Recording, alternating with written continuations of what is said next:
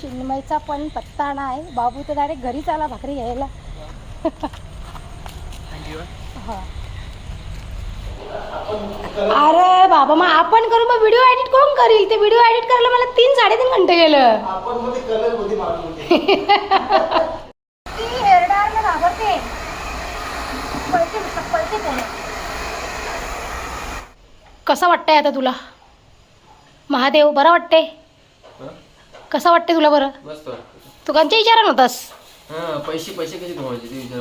बाबा महादेव बरं वाटते? कसं वाटते तुला? बरं मस्त. तू कोणत्या विचारात होतास? पैसे कसे कमवायचे ते विचार. बाबा पैसे कसं कमवायचे त्या विचारात होतास? तुला आतापासून तुला संकट पडलं पैसे कमवायचं. हां चला मंडळी, कालच्या व्हिडिओमध्ये तुम्ही बघला खारी बटर मी घेतलेलं, तर ते आता खाऊन बघता कसं लागतं. ते मोनिशने खाल्ला. मोनिश कामावर गेला. मोनिश बोला भारी लागतं. चू सांग कसं लागतंय बटर कसा लागतं सांग जरा. हाय बरं? बरोबर आहे. चला या मंडळी, कपची खावाला, कपची शिलेस.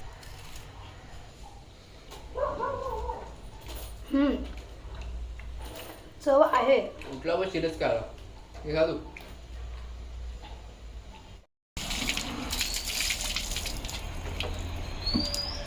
चला नक्कीच आता केसांवर कंगवा फिरवायला घेतले मस्त. कारण का जी त्याला आता नवीन केस यायला सुरुवात झाल्या ना, त्याच्यामुळे ती जुनी जी त्याची पहिलीची केसांना ते निघतात जाम. कसं ऐकते बघ गपचूप वरून. आता तो उठणार पण नाही अख्खा दिवस अंगुल्यावर, जेवणार पण नाही. आता डायरेक्ट पोळ्या.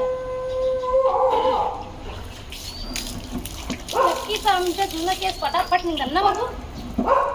आता हे कसं पाणी ओला गेला उडणार नाही ना ते. अरे इकडे ये. लक्कीचा अंगावर घेतला का लक्की नुसता पळाच गेली.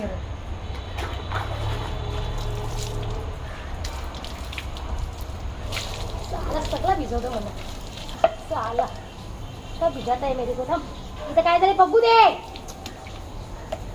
बघू तर देशील का काय नाही.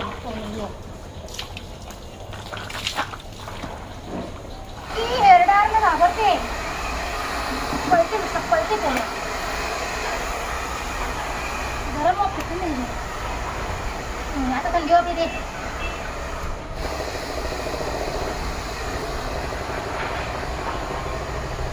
नक्कीने अख्खा भिजवला मला ना, अख्खं लावून लागतं.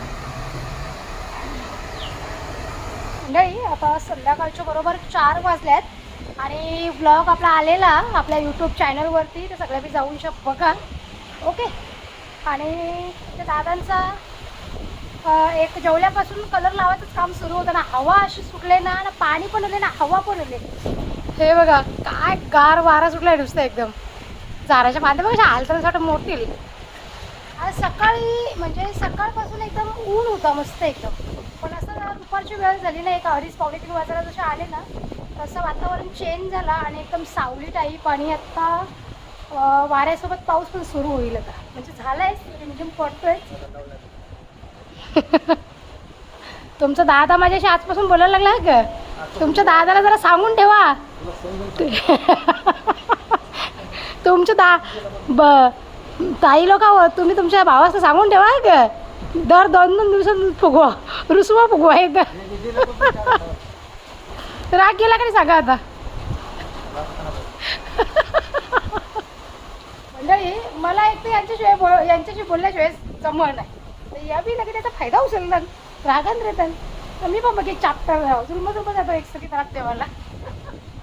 बाबा जाम गार वारा सुटले जाम. तर दुसरी ही चटई टाका ना, जरा ही चटई टाका ना. मस्त संध्याकाळची वेळ झाली आता आणि वारा सुटलाय. वाऱ्यासोबत पाऊस पण आलाय आणि जाम थंडी लागते नुसती. आम्ही मस्त गरम चहा पितो. असं भारी वाटतं ना, जाम भारी वाटतं. तुम्हाला या पसारा काही दिसत असेल तर थोडे दिवस इग्नोर करा. कारण का आता आपल्या रूममध्ये एकदम रिपेरिंगचं काम सुरू आहे, कलरिंग वगैरे. ठीक आहे, त्याच्यानंतर मग सगळ्या गोष्टी जिथल्या तिथं आम्ही ठेवून देऊ. म्हणून तुम्हाला आता इथं पसारा वाटत असेल. ओके चला चाय पिऊन घेतो ना. ते चहा थंडावर जाम वार सुटली इथे त्याच्यामुळे. हे खाऊन अर्धी भाकर पाहून वगैरे खाल्ली. अंड्याच्या सोबत भरवली जरा. मग दुसरा का आता त्याने खाल्ला, एक केला खाल्ला, झोपले आता. हे बघा तुमच्या दादांनी घेतले कलर लावायला. ते वर कसं लावाल मग आता? अच्छा हां हां. चला आता इकडच्या भिंतीला तर लावून झालाय. तुम्ही ना व्हाईट कलरच लावायला पाहिजे होता माहिती आहे का? सगळी करायलाच तर जांभळाच करून ठेवले नीला. हां त्याच झाला व्हाईट कलर मागते, पण व्हाईट कलर चांगला पण वाटते ना एकदम फ्रेश. इथं ज्या काही आपण फाट्या बिट्या भरून ठेवल्या होत्या त्या तुमच्या दादानी परवाच्या दिवशी का काल ना, परवाच्या दिवशी सगळ्या फाट्या एकट्याने बाहेर नेऊन ठेवल्या आणि टेरेसवरती. ठीक आहे. आता अरे बाबा मग आपण करू, मग व्हिडिओ एडिट कोण करील? ते व्हिडिओ एडिट करायला मला 3-3.5 घंटे गेलं. आता तुमच्या बायकोला आवडी 1760 कामं असतात, तर तो ब्रश हाताने जेव्हा पण टाईम भेटेल द्या लावून दाखवतो. तुम्हाला वाटलं बायकोला कलर लावता येत नाही ग? बायकोला सगळं काही काम करता येतं, समजलं ग? तुमची बायको काही कमी नाही आहे कोणच्यापेक्षा, सगळ्यांच्यापेक्षा भारी आहे. नाही तुम्ही बायकोला नाव ठेवता. मंडळी असं आम्ही काही बोलायला लागलो ना की याच्यावरची आमची भांडण होतं दोघांची. संध्याकाळची वेळ झाली. संध्याकाळची वेळ म्हणजे आता संध्याकाळचे 6:30 वाजलेले आहेत आणि मी ना थोडीशी झोपली होती कारण की मला आज थोडंसं बरं वाटत नाही. आता तुम्ही सांगा ताई तुमच्या घरामध्ये काय नंबर लागल्यात की काय आजारी व्हायचे आता? तर काय माहिती मला ना दुपारपासून म्हणजे एकदम थकल्यासारखं वाटतं, नुसतं अशक्तपणासारखं वाटतं. असं वाटतं सरळ ब्लँकेट घ्यावं आणि अंगावरून घेऊन झोपून जावं. कमर वगैरे एवढी पकडले ना माझी, काय माहिती काय प्रॉब्लेम झाले आहेत. आज असं वाटतं ना की झोपूनच जावं, काही जेवण नाही बनवावं, काय नाही, सरळ झोपावं, ब्लॉगसुद्धा शूट करावं नाही असं वाटतं आहे. पण मी एक विचार केला, झोपून किंवा ब्लॉग न शूट करून काय उपयोग आहे त्याचा? कमीत कमी जो काही 2-4-5 मिनटाचा जो काही ब्लॉग शूट होईल तो तरी मी तुम्हाला देऊ शकते ना. आणि दुसरी गोष्ट म्हणजे तुम्ही सगळ्या ताई लोक वाट बघत असता आणि मग मॅसेजवर मॅसेज तुमचे सुरू होतात लगेच. आणि दुसरी गोष्ट म्हणजे मी परवाच्या व्हिडिओला रिप्लाय नाही, म्हणजे परवाच्या व्हिडिओला तुम्ही सगळ्यांनी जे काही मॅसेज केले आणि त्याच्यावर मी तुम्हाला रिप्लाय दिलेच नाही कारण की मी थोडीशी कामात होती, त्याच्यामुळे मी रिप्लाय नाही दिले. मी ठरवलं की दुसऱ्या दिवशी देईन बरं, जसं मला वेळ भेटेल तसा.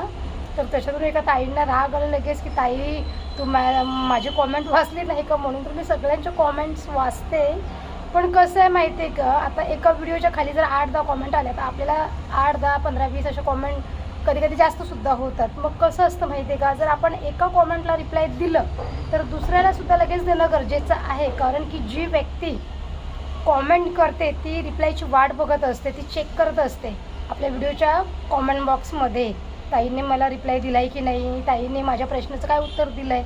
आणि मग त्यावेळेला जर त्यांना असं दिसलं तिथे की बाबा माझ्या कॉमेंटला रिप्लाय नाही दिला, दुसऱ्यांच्या कॉमेंटला रिप्लाय दिला, मग त्यांचा कुठेतरी जाऊन गैरसमज होतो. मग मी काय करते, सगळ्यांना एका पाठोपाठ रिप्लाय देते मी, नाहीतर मग कोणालाही रिप्लाय देत नाही. कारण की मग माणसाचा कसं गैरसमज होतो लगेच की बाबा त्यांच्या कॉमेंट्सला लगेच ताईने रिप्लाय दिला, मग माझ्या कॉमेंट्सला का दिला नाही, याचा अर्थ माझी कॉमेंट ताईला आवडली नसेल, असं काही नाही.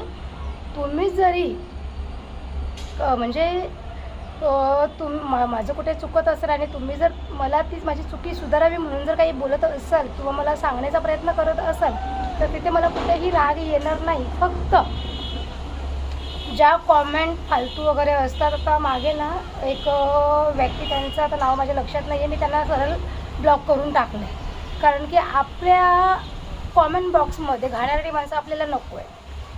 आणि त्यांच्या कॉमेंट पण अशा असायची ना, काहीतरी विचित्रच कॉमेंट असायची त्यांची. म्हणजे जर आपण ती कॉमेंट वाचली ना तर त्याचा अर्थ काहीतरी चुकीचा असायचा.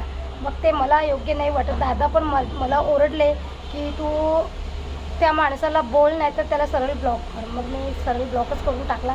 ते अशा लोकांना आपल्याला उत्तर द्यायला पण वेळ नाही आणि मला अशी लोक नको पण आहेत आपल्या आयुष्यामध्ये किंवा आपल्या व्हिडिओच्या कॉमेंट बॉक्समध्ये, म्हणून मी त्यांना डायरेक्ट ब्लॉकच करून टाकलं. पण बाकी तुम्ही जे मला समजावून सांगता, तुमच्या छोट्या बहिणीसारखं तुम्ही जे मला ओरडून सांगता, मला बिलकुल राग येत नाही. फक्त मी व्हिडिओमधून ते सांगण्याचा प्रयत्न करते. पण असंच मागच्या वेळेस एका ताईंना त्या गोष्टीचा राग आला आणि त्यांनी सरळ सरळ मला कॉमेंट केली की याच्यापुढे मी तुझे व्हिडिओ बघणार नाही, तुला कधीच कॉमेंट करणार नाही, तुझे व्हिडिओ मी कधीच बघणार नाही. तर ताई असं नका करू तुम्ही. तुम्हाला जर माझे व्हिडिओ पाहायला आवडत असेल तर मी बिनधास्त बघा. मी हसं नाही, मी काही चुकीचं नाही बोलली, माझं मत मी तिथे व्यक्त केलं होतं.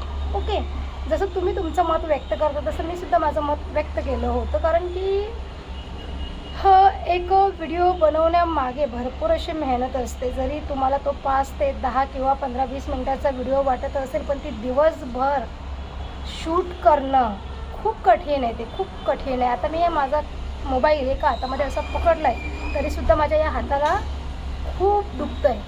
का तर मी उजव्या हाताने बिलकुल काम करत नाही. ते तुम्हीसुद्धा मला बघत असाल व्हिडिओमध्ये. भरपूर ताई मला आधी ना भरपूर मेसेज यायचे की ताई तू डाव्या हाताने का काम करतेस, ताई तू डाव्या हाताने का जेवतेस, तू डावखोरी आहेस का. तर हो, मी डावखोरी आहे आणि मी डाव्या हाताने सगळी कामं करते. आणि मी मोबाईल पकडताना जेव्हा मी ब्लॉग शूट करते तेव्हा मी मोबाईल पकडताना उजव्या हाताने पकडते. मग मला त्या हाताला त्रास होतो. आत्ता पण मी व्हिडिओ शूट करायला घेतलेली आहे तर माझ्या हाताला नुसती कळ लागली. आपल्या आगरी भाषेत बोलायचं झालं तर कळ लागली नुसती, जाम दुखतं हात माझा. पण शेवटी कसा जशी एखादी ताई व्यवसाय करते, जसं एखादी ताई जॉब करते, तसं माझंसुद्धा हा एक जॉबच आहे. आणि जर मी काम करणं बंद केलं तर मला माझं पेमेंटही थांबते लगेच, असं काहीसं आहे. ओके, चला आता संध्याकाळच्या कामांना सुरुवात करते. इच्छा बिलकुल नाही आणि मी असं ब्लॉगमध्ये कधीच म्हणत नाही आणि माझ्या चेहऱ्यावर तुम्हाला असं म्हणजे उदासी किंवा थकल्यासारखं कधीच वाटत नाही. पण आज तुमची ताई अक्षरशः थकलेली, झोपली होती मी. बरं, आज आराम करते. दुपारी काही नाही केलं, टेरेसवर गेली, यांना चाय वगैरे घेऊन झोपली. दादा बोलले झोप, तुला बरं पण वाटत नाही, झोप. सांगते तू झोपत पण नाही, झोप. मी झोपली. दादा बोलले काय करू नको, भाकऱ्या वगैरे आले तर नको घेऊ, आजचा दिवस सुट्टी घे भाकरी वगैरे द्यायला. तर मी हॉटेलच्या वगैरे सकाळी भाकऱ्या दिल्या. सकाळी 30 भाकऱ्यांची ऑर्डर मला होती, त्या मी दिलेल्या आहेत. तर विचार केलेला की आता म्हणजे आज दुपारच्या नंतर ब्लॉग शूट नाही करणार. पण तुम्ही सगळ्याजणी वाट बघत असता तुमच्या ताईच्या व्हिडिओची. मग तुम्हाला करमत नाही. मला तर अशी मेसेज येतात ना, अशी कॉमेंट येते ना की ताई करमत नाही, तू व्हिडिओ नाही टाकली तर, जाम सवय झाली आम्हाला, तुला बघितल्याशिवाय जमत नाही. मग अशा माणसांसाठी आपल्याला काम करणं म्हणजे अशा माणसांसाठी आपल्याला काम करायची इच्छा होते. अशी माणसं जेव्हा आपल्या आयुष्यामध्ये येतात ना तेव्हा त्यांच्यासाठी मग आपलं दुखणं कुठे पळतं, कुठे काय होतं आणि मग आपण आपल्या कामांना पुन्हा सुरुवात करतो. तर चला, सनसेट छान असं झालेलं आहे. आता चिन्मयची घरी यायची वेळ झालेली आहे. आणि हे बघा सनसेट केव्हा झालं आहे, एक 6:30 वाजल्यात. तर मी आता काय करते, चिन्मय तर अजून आला नाही. चिन्मय एक 7 वाजेपर्यंत येणार. तर मी तोपर्यंत झाडलोट संध्याकाळचं करून ते कधीच करायला पाहिजे होती, पण मी थोडासा आराम केला, त्याच्यामुळे आज थोडंसं लेट झालं. ओके, चलो. आता मी तुम्हाला काय बोलली की दादा सांगून गेल्यात भाकरींची ऑर्डर आली तर आता संध्याकाळी घेऊ नको, तुला बरं वाटत नाही, तू आराम कर. आणि मी तुम्हाला काय बोलली की आता ठीक आहे बरं भाकरींची ऑर्डर नाही घेणार, पण ब्लॉग कंटिन्यू करेन मी. नाहीतर मग तुम्ही सगळीजण मिस करता. तुम्ही मग बोलता मला ताई तू कुठं होतीस, आम्हाला करमत नाही, आम्ही वाट बघत असतो. आणि असं बोलता बोलता मला एका ताईचे 4 मिस कॉल येऊन गेलेत. मग आता मी त्यांना कॉल केला, बरं काय झालं एवढे मिस कॉल दिलेत तुम्ही. सांगते की वहिनी केव्हापासून कॉल करतोय तुम्हाला, आम्हाला भाकऱ्या हव्यात. मी बोलले आज ताई माझी तब्येत थोडीशी डाऊन आहे. ताई बोलल्या ते माहिती नाही, आम्हाला भाकऱ्या हव्यात. मग आता काय घेतली ऑर्डर. चला आता लावूयात कामाला. त्यांना आता 8:15 पर्यंत भाकऱ्या द्यायचे, 8:30पर्यंत द्यायचे भाकऱ्या. तर आता पटपट झाडलोट करून घेते आणि मग भाकऱ्या बनवायला घेते आणि मग जेवण पण बनवायचं संध्याकाळचं. ओके, चला. चिन्मय आला की मग त्याला देवपूजा वगैरे करायला सांगेन मी. आणि भारी वाटतं या वेळेला इथे असं बसलं ना गॅलरीमध्ये की एकदम सुख समाधान भेटतं. का काय माहिती, मला असं ना संध्याकाळच्या वेळेला निवांत बसायला खूप जास्त आवडतं. पण तेवढं निवांत असं जास्त वेळ बसायला माझ्याकडे वेळ नसतो. त्याच्यामुळे जो काही थोडाफार वेळ भेटतो त्या वेळेमध्ये बसते इथे येऊन आणि निवांत माणसं येणारी जाणारी बघत असते. पक्ष्यांचा थवा चाललेला असतो आकाशातून, केळविणारे पक्षी, त्यांचा आवाज. कारण की आपल्या अंगणामध्ये भरपूर अशी झाडं आहेत, त्याच्यावर मस्त पक्षी येऊन बसतात, त्यांचा किलबिलाट सुरू असतो. त्याच्यानंतर संध्याकाळची वेळ झाली की प्रत्येक माणूस हा घरच्या दिशेने परतीचा प्रवास त्याचा सुरू असतो, घरी जाण्याची ओढ लागलेली असते, ते सगळं म्हणजे बघून ना चांगलं वाटतं. डोक्यात जे काही टेन्शन विचार सुरू असतील किंवा आपलं मन जर असं म्हणजे उदास असेल तर हे सगळं दृश्य बघून भारी वाटतं. आणि दुसरी गोष्ट म्हणजे संध्याकाळचा सूर्यास्त होताना खूप भारी वाटतं बघायला ते. चला आता असं कामांना सुरुवात करते, नंतर माझ्या वेळेवर मग गावात भाकरी पोचणार नाही. मला सांगत होते ताई की घरी घेऊन याल का, मी बोलले आज मला बरं वाटत नाही आहे. आणि दुसरी गोष्ट म्हणजे मोनिशला उशीर होईल यायला, चिन्मयला पण बरं वाटत नाही, तो पण जाणार नाही. मग ताईला मी रिक्वेस्ट केली, ताई मी भाकऱ्या देते पण मला घरी आज घेऊन यायला शक्य नाही आहे, तुम्ही जर इथे येणार असाल तर ठीक आहे. ताई बोलले ठीक आहे मी माझ्या मुलाला पाठवते पण भाकऱ्या तुम्ही द्या. बोलले ओके ठीक आहे, डन बरं डन. हे बघा भाकरी बनवायला घेतल्यात मी. खूप घाई झाली म्हणजे खूप, कारण की 2 तवे ठेवलेत ना, मग प्रेस पण करावं लागतं आणि शेकवायला पण लागतं, त्याच्यामुळे थोडीशी घाई झाली आहे माझी.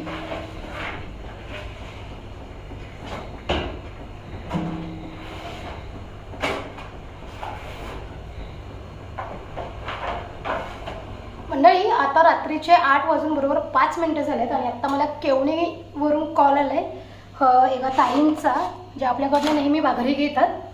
तर त्यांना आता अर्जंट 12 भाकरी पाहिजे, 8:30 पावणे 9 वाजेपर्यंत. मी त्यांना 9चं टायमिंग दिलं. ताई बोलले ठीक आहे चालेल पण द्या तुम्ही भाकरी.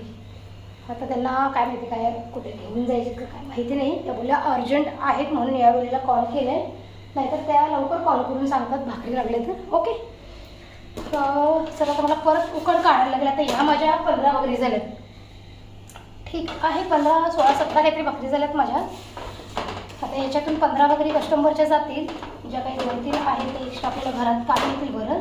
पण आता अजून कॉल आला आहे केवणेवरून 12 भाकरींसाठी आणि आत्ता माझ्यात 8 वाजून 5 मिनटं झाल्यात आणि आत्ता ताईंनी कॉल केला आहे की द्या म्हणून अर्जंट आहेत जरा.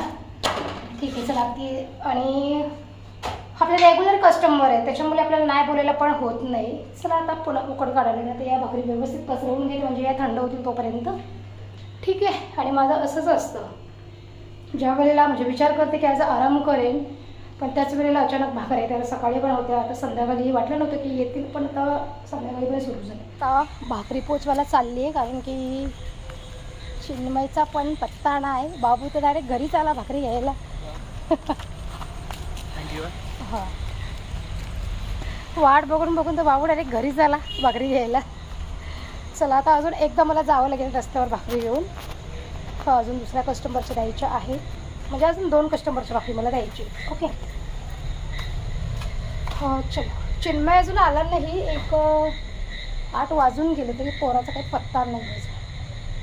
बघू आता किती वाजता येते तो. बघा लकी कसं बसली बघा, आज लकी नवीन नवीन पोजमध्ये बसतं ना, उंदराच्यासारखं बसलं आहे. ए उंदीर, अय लकुंदीर लकुंदीर.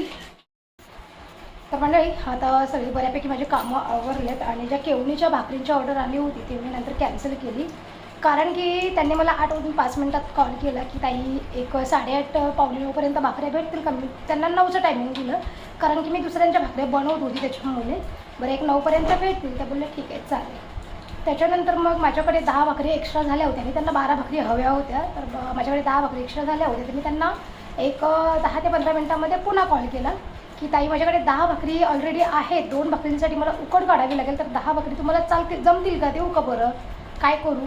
तर त्या ताई मला बोलल्या की ठीक आहे तुम्हाला सांगते मी थोड्या वेळ. त्यांनी काय मला रिटर्न कॉलच नाही केला.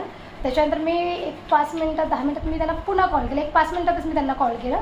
तर त्यांनी तो कॉल उचललाच नाही माझा. मला असं वाटलं त्यांना भाकऱ्या नको आहेत का, आणि त्या भाकऱ्या मी गावात एका ताईंचा कॉल आला की भाकऱ्या देशील का म्हणून. तर मला असं वाटतं त्यांना भाकऱ्या नको आहेत म्हणून त्यांनी माझा 2 वेळा कॉल केला तर उचलला नाही. तर मग त्या भाकरी मी त्यांना देऊन टाकल्या आणि 8:45 वाजता बरोबर रात्री त्यांचा पुन्हा कॉल आला की ताई भाकरी घेण्यासाठी तिथे आल्यात, भाकऱ्या घेऊन या. तर मी त्यांना बोलले की तुम्हाला मी 2 वेळा कॉल केला, तुम्ही कॉल माझा रिसिव्हच नाही केला, म्हणून त्या ज्या काही 10 भाकरी होत्या एक्स्ट्रा तर त्या मी दुसऱ्यांना देऊन टाकल्या. तुम्ही जर कॉल करून सांगितलं असतं की बाबा 10 नको आहेत आम्हाला 12च पाहिजे, तर मी 2 भाकरी तुम्हाला अजून दिले असतं बनवून त्याच्यामुळे. तर मग असा काही सीन झाला. ओके हो, म्हणून भाकरी तुम्हाला नक्की हव्यात की नको हव्यात ते एकदम कन्फर्म सांगत जा मला, नाही तर कसं होईल माहिती का, एका दिवशी माझ्या अंगावर भाकऱ्या पडतील. आणि मागच्या वेळेस ना लग्न सीझन नव्हतं, आत्ताच एक 2-3 महिन्यापूर्वीची गोष्ट, आपण वर राहायला यायच्या आधीची गोष्ट सांगते मी. जेव्हा आपल्या वेळेच्या आत्या आपल्या घरी आल्या होत्या तेव्हा पण असंच काहीतरी सीन झाला. मी वाटतं ब्लॉगमध्ये शेअर केलं नाही केलं लक्षात नाही आता माझ्या. भाकरींची ऑर्डर होती 300 गुंदवलीवरून. ठीक आहे, 300 भाकरींची आपल्याला त्यांनी ऑर्डर दिली. घरी आले सांगायला, आमच्या गावातून ते आई बाबा सांगायला आले घरी की बोलून घे त्यांना भाकरी पाहिजेत म्हणून, 1-2-4 दिवस लगातार 200-300 भाकरी त्यांना पाहिजेत. मी बोलले ठीक आहे चालेल.